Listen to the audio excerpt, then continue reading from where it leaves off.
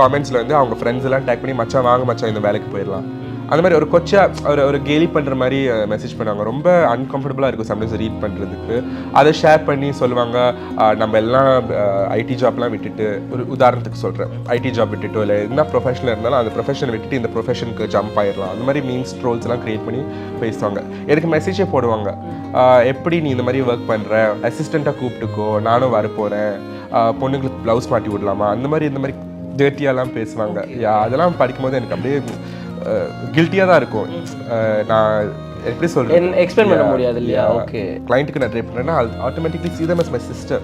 ஒரு அக்கா, என் சொந்த அக்காக்கு நான் எப்படி ட்ரை பண்ணுவேன்னா அதே மாதிரி ட்ரை பண்ணுவேன். பிகாஸ் எண்ட் ஆஃப் தி டே அவங்க எனக்கு என்ன கொடுத்துருக்காங்கன்னா, they have given me the trust, I mean அந்த பிலீஃப் கொடுத்துருக்காங்க that I will drape them well and make them look neat.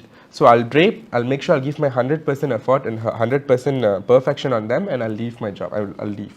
So I make sure that everything is there. So அதுக்கு சரி நான் செய்யணும்னா என்னோட ஹார்ட் க்ளீனாக இருக்கணும், என் mind set க்ளீனாக இருக்கணும், எல்லாமே நான் பர்ஃபெக்டாக செஞ்சுட்டு I'll finish off my job. பொண்ணுக்கு வந்து நீங்கள் வந்து சாரி கட்டி விட போகிறீங்க. ஸ்டார்டிங் பீரியட்ல வந்து கண்டிப்பாக ஷைனஸ் இல்லையா? ஐயோ ஏதாவது தப்பாக நினச்சிருப்பாங்களோ, நம்ம கை எங்கேயாவது பட்டுருமோ, தப்பாக நினச்சிருவாங்களோ, ஒரு ஷைனஸ் கண்டிப்பாக இருக்கும். கண்டிப்பாக. ஸோ அதை எப்படி ஓவர் கம் பண்ணி வெளியில் ஒரு ஷைனஸ்னு சொல்கிறத விட நர்வஸ்னஸ் அதிகமாக இருந்ததுங்க. ஓகே, நர்வஸ்னஸ் ரொம்ப அதிகமாக இருந்தது. ஷையும் ரொம்ப ஷை பண்ணுவேன். பிகாஸ் இப்போ வந்து ஒருத்தவங்களை கூப்பிட்டு ட்ரைப் பண்ணுறாங்கன்னா அது வேற, இன்னொருத்தவங்க என்னைய கூப்பிட்டு சரி நீ தான் எனக்கு ட்ரைப் பண்ணணும்னு சொல்கிறாங்கன்னா அது வேறு. அவங்க என் ஒர்க்கை பிடிச்சி கூப்பிட்றாங்க. இன்னொரு கேட்டகரி எப்படின்னு பார்த்தீங்கன்னா, இப்போ பிராண்ட்ஸ், ஷூட்ஸ், அது மாதிரிலாம் இருக்குல்ல. ஸோ யாருக்கு ட்ரை பண்ண போகிறோம்னு தெரியாது, அவங்க கூப்பிடுவாங்க, இவங்களுக்கு போய் ட்ரை பண்ணிடுன்னு சொல்லிடுவாங்க. அப்போ தான் ஃபர்ஸ்ட் டைம் மீட் பண்ணுறேன். ரொம்ப கூச்சமாக இருக்கு. நான் எக்ஸ்பிளைன் பண்ணும் போது, இங்கே பாருங்கள் நான் வந்து ஒரு சாரி ட்ரிப்பிங் ஆர்டிஸ்ட், இதுதான் என் ஒர்க் எல்லாமே காமிச்சிட்டு தான் நான் வந்து அவங்களுக்கு ஆரம்பிப்பேன். ஸோ ஒரு குட்டி ஒரு மோமெண்ட் கிரியேட் ஆகிட்டு தான் அதுக்கப்புறம் நான் ட்ரை பண்ண ஆரம்பிப்பேன். Okay, so shyness is there, nervousness அதிகமாக இருக்கும். கையெல்லாம் நடுங்கும் சில டைம்ஸ். ப்ளீட்ஸ் இருக்கும்போது ஐயோ ஏண்டா நீ இப்பன்னு பார்த்து ப்ளீட்ஸ் வரமாட்டேங்குது, வான்னு சொல்லி தான் கூப்பிடுவேன். சண்டை போடுவோட கொஞ்சம் ஒரு சண்டை போட்டு தான் ட்ரை பண்ணுவேன்.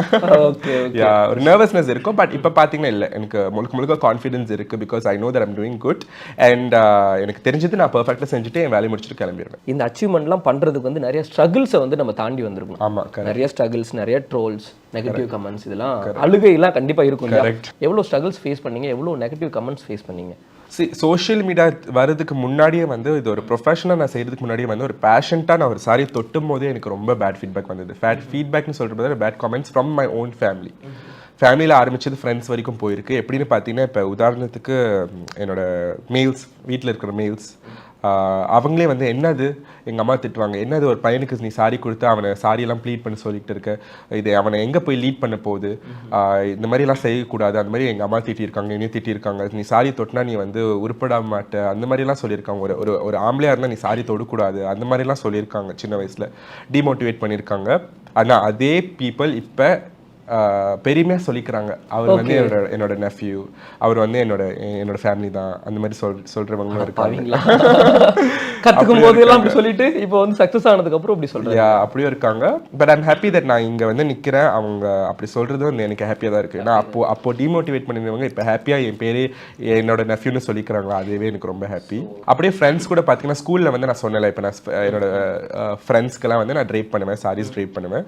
அப்போ வந்து என்ன நடக்கும்னா, ஃப்ரெண்ட்ஸ் அந்த வேற பசங்கள்லாம் இருக்காங்களே, அவங்க ஒரு குரூப்பாக இருப்பாங்களே, அவங்களாம் ரொம்ப கேலி பண்ணுவாங்க.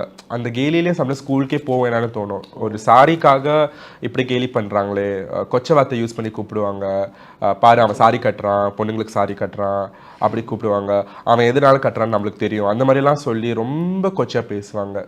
அப்போல்லாம் ரொம்ப கில்ட்டியாக, ரொம்ப ஹார்ட். நான் வந்து வாஷ்ரூம்லலாம் போய் உட்காந்து அழுந்திருக்கேன்.